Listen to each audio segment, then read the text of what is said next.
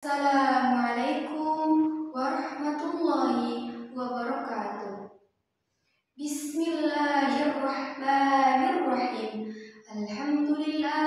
Alhamdulillahi rabbil alamin. Wahdahu wassalatu wassalamu ala asrafil anbiya'i wal mursalin wa ala alihi wa sahbihi wa sallam ajma'in. Amma ba'du.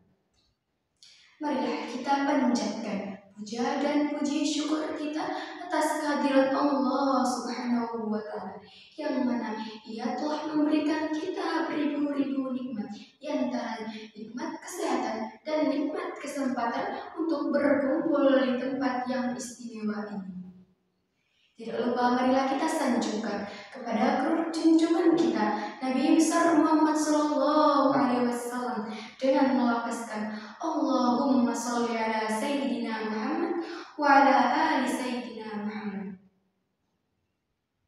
Sahabat filah yang mudah-mudahan kita dirahmati oleh Allah Subhanahu wa Ta'ala.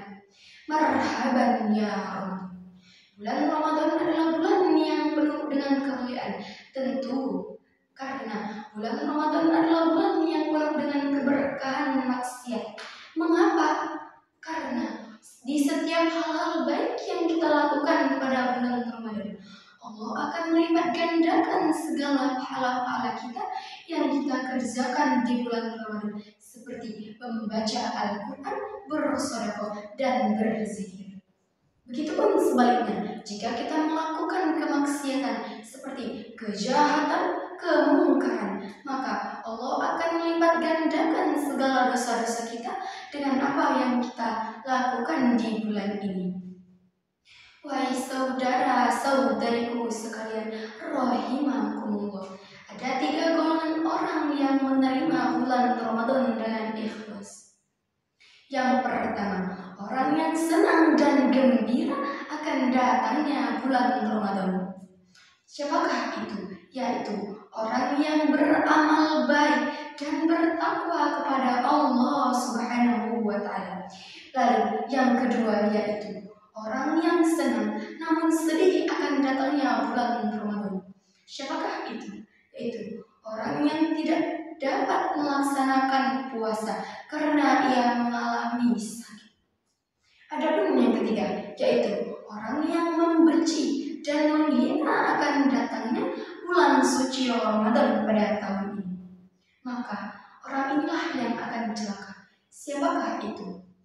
Yaitu orang yang tidak mengamalkan anjuran-anjuran dari Allah Subhanahu wa Ta'ala.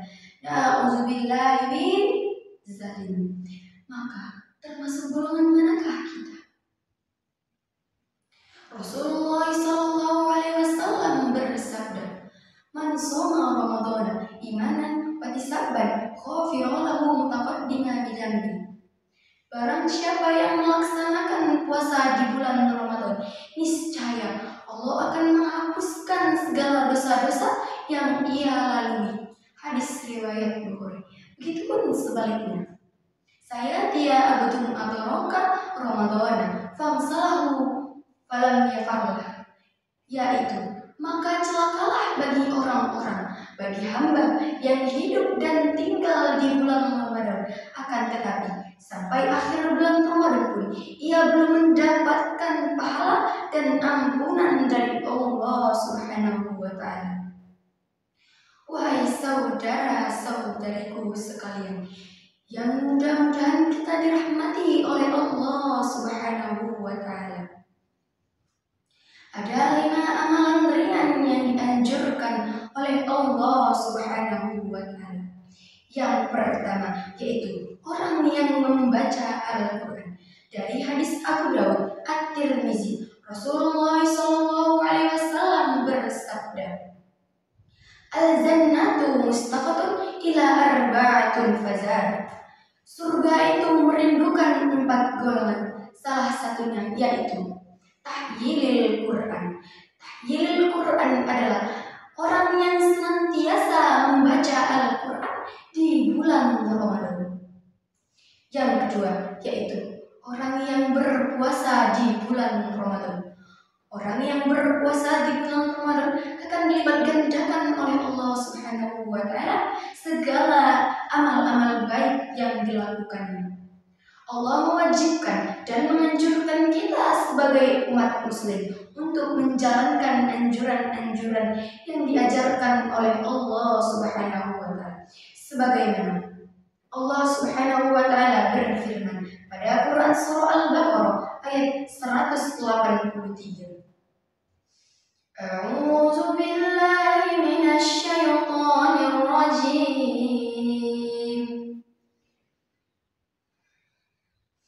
Bismillahirrahmanirrahim. Ya ayyuhalladzina amanu kutiba alaikumus shiyam kama kutiba alal ladzina min qablikum la'allakum tattaqun.